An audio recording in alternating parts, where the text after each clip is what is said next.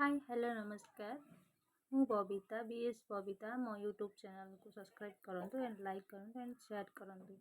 ବହୁତ ସାରା ମାଛ ଆପଣମାନେ ଦେଖୁଥିବେ ଯେଉଁଟାକି ବହୁତ ସୁନ୍ଦର ଭାବରେ ଖେଳୁଛନ୍ତି। ବହୁତ ବଡ଼ ବଡ଼ ମାଛ କାଚ ଘର ଭିତରେ ଅଛନ୍ତି। ବହୁତ ସାରା ଲୋକ ବି ଭିଡ଼ିଓରେ ଫଟୋ ସୁଟ୍ କରୁଛନ୍ତି, ଭିଡ଼ିଓ କରୁଛନ୍ତି, ରିଲ୍ସ କରୁଛନ୍ତି। ବହୁତ ଛୋଟ ଛୋଟ ମାଛ ବି ଏହା ଭିତରେ ଅଛନ୍ତି।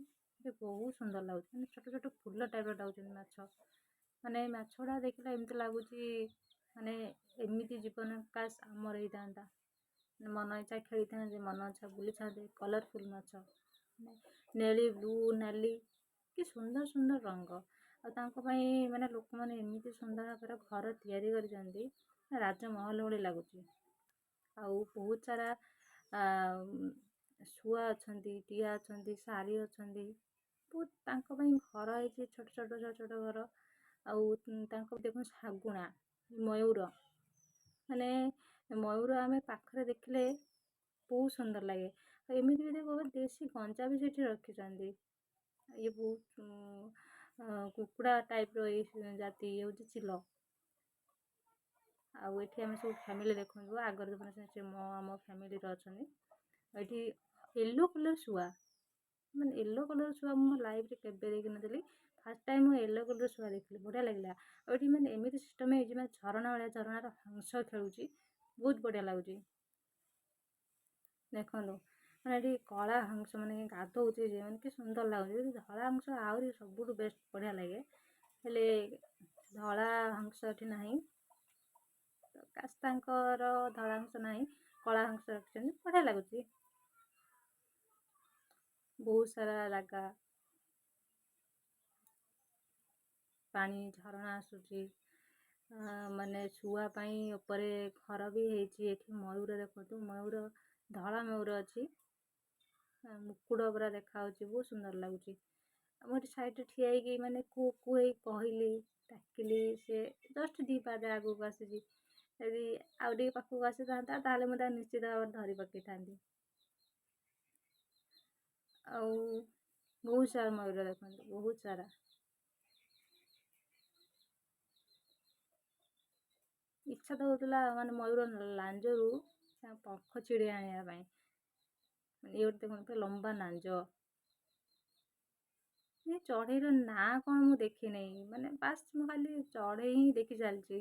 ମାନେ କେତେ ଭଳିକି ଭଳି ଚଢ଼େଇ, ଟିକି ଟିକି ଚଢ଼େଇ, ବହୁତ ଭଲ ଲାଗୁଛି। ଆଉ ଇଏ ହେଲା ଦେଖନ୍ତୁ, ଇଏ ହେଲା ଆମର ଶୃଗାଳ ଭାଇନା। ସିଏ ଖାଲି ସକାଳୁ ଟାଇମ୍ରେ ଦେଖୁଥିବୁ, ଦେଖନ୍ତୁ ଖାଲି ମର୍ଣ୍ଣିଂ ୱାକ୍ କଲା ଭଳିଆ ସିଏ ମାନେ ଏପଟ ସେପଟ ହେଇ ବୁଲୁଛି, ବହୁତ ମଜା ଲାଗିଲା। ଆଉ ଇଏ ବାଘ ଭାଇନା, ଟାଇଗର, ଇଏ ବି ସେମିତି ସକାଳୁ ମର୍ଣ୍ଣିଂ ଆଉଟ୍ କରୁଛି, ୱାର୍କ ଆଉଟ୍ କରୁଛି। କେତେ ବଡ଼ ବଡ଼ ବାଘ, ମାନେ ବୋଧେ ତାଙ୍କୁ ଖାଇବା ପିଇବା ତାଙ୍କୁ ଠିକ୍ ହେଉନି, ସେଥିପାଇଁ ତାଙ୍କ ଚେହେରା ପୁରା ଝଡ଼ି ଯାଇଛି, ମାନେ ପୁରା ଧୋବଲା ରକମ ଦେଖାଯାଉଛନ୍ତି। ବାକି ଦେଖିଲେ ବାଘ ଡର ଲାଗୁଛି, ବହୁତ ବଡ଼ ବାଘ। ଯଦି ସେ ଜଙ୍ଗଲରେ ରହି ଖାଇଥାନ୍ତେ ତାହେଲେ ବହୁତ ଡର ଲାଗନ୍ତା, ବହୁତ ବଡ଼ ଦେଖା ହୁଅନ୍ତା। କୁମ୍ଭୀର, ଥଣ୍ଟିଆ ଭାଇ କୁମ୍ଭୀର, ଇଏ ଦେଖ କେମିତି ସ୍ୱର୍ଗରେ ଶୋଇଲା ଭଳିଆ ଉପରେ ଶୋଇଛି।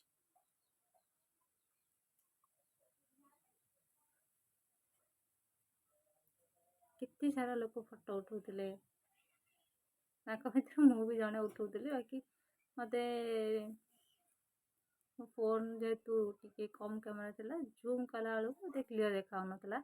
ଦେଖୁନ କେତେ ଜୁମ୍ କଲା ପରେ ବାଘଟି ଟିକେ ଏମିତି କ୍ଲିୟର୍ ଦେଖାଯାଉଛି।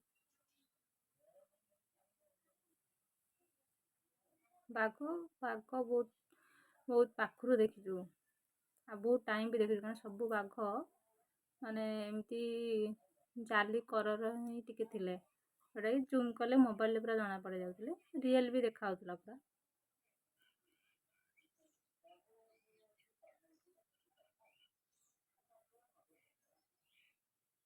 ହେଉଛି ହାତୀ, ଏତେ ବଡ଼ ଜାଗାରେ 2ଟା ହାତୀ, ଆଉ ଗୋଟେ ହାତୀ ତାକୁ ବାନ୍ଧିକି ରଖିଛନ୍ତି। ବୋଧେ ସେ ନୂଆ ହାତୀ, ତାକୁ ମଣ କରିବା ପାଇଁ ତାକୁ ବାନ୍ଧିକି ରଖା ହେଇଛି। ସେଠି ଲୋକଟେ ବସିଛନ୍ତି, ସେ ତାଙ୍କୁ କାଳେ ଛାଡ଼ି ଦିଅନ୍ତେ ଟିକେ ବୁଲାବୁଲି କରନ୍ତା, ତାଙ୍କୁ ଗୋଟେ ଜାଗାରେ ବାନ୍ଧି ପକେଇଛନ୍ତି। ସେ କେତେ ବିଚାରା କଷ୍ଟରେ ଏମିତି ହଲୁଛି ଖାଲି। ଦୟା ଲାଗୁଛି। ସେ ବୁଲିବା ଜନ୍ତୁମାନଙ୍କୁ ବାନ୍ଧିକି ରଖିଛନ୍ତି। ମାନେ ଏ ବାଘଟି ତାକୁ ଏତେ ଭୋକ ଲାଗୁଛି, ସିଏ ଖାଲି ଖାଇବା ବୁଲିକି ଖୋଜୁଛି। ତେଣୁ ସେ ଘରେ ଭିତରେ ପଶି ଯାଉଛି, ଘରେ ମାନେ ଜଗୁଛି, ପଶୁଛି, ପୁଣି ବାହାରି ଆସୁଛି। ତ ଖାଇବା ତ ଦିଆ ହେଇନି, ମାନେ ପ୍ରାୟ 11:30 12 ଟାଇମ୍ ହେଇଯାଇଥିଲା। ତାକୁ ଜୋରରେ ଭୋକ କରୁଥିଲା। ଦେଖନ୍ତୁ ତା ମୁଣ୍ଡ ପୁରା ପାଗଳ ହେଇଗଲାଣି।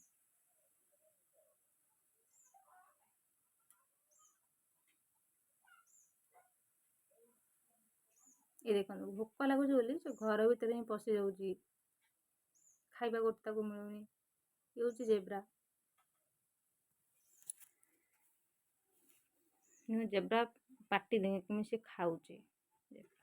ଏଟା ତା ଛୁଆ। ନା ଜେବ୍ରା ଏମିତି ଠିଆ ହେଇକି ଖାଆନ୍ତି, ମାନେ ନଇଁ ପାରନ୍ତିନି। ମୁଁ ଫାଷ୍ଟ ଟାଇମ୍ ଦେଖିଲି। ମାନେ କୁହନ୍ତି ଜେବ୍ରା ପାଣି ପିଇ ପାରେନି ବହୁତ କଷ୍ଟରେ। ଆଉ ଏ ଯେଉଁ କୁମ୍ଭୀର, ଦେଖ ତ କୁମ୍ଭୀର ନୁହେଁ, ତ ଖାଲି ଲାଗୁଛି ପଟ୍ଟା ଗୋଟେ ଗୋଟେ ପଡୁଛି। ପଟ୍ଟା ବହୁତ ସାରା କୁମ୍ଭୀର।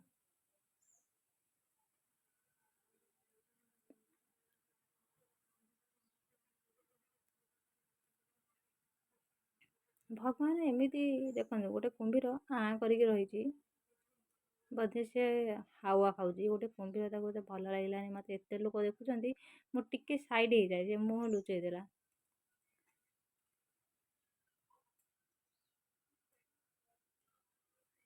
ଏଇଠି ଗୋଟେ କୁମ୍ଭୀର ଆସୁଛି ପାଣି ଭିତରେ, ଦେଖନ୍ତୁ।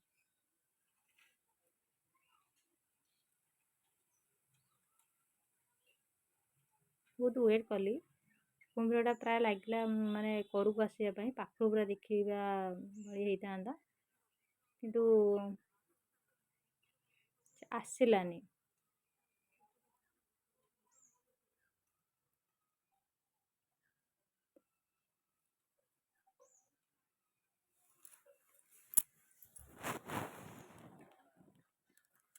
ବହୁତ ସାରା ସ୍କୁଲ ଛୁଆ ଆସିଥିଲେ।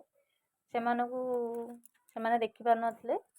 ରିକ୍ୱେଷ୍ଟ କରୁଥିଲେ ଲୋକମାନଙ୍କୁ କି ସାଇଟ୍ ହେଇଯାଅ, ଦେଖିବୁ ବୋଲି। ତ ମୁଁ ସାଇଟ୍ ହେଇଗଲି। ଠିକ୍ ଅଛି ଦେଖ ବୋଲିକି ସାଇଟ୍ ହେଇଗଲି ମୁଁ। ତାପରେ ଏଠି ଆସିଲି, ସାପ ଦେଖିବା ପାଇଁ ଭିତରକୁ ଗଲୁ। କେତେ ଭିଡ଼ ଭଗବାନ!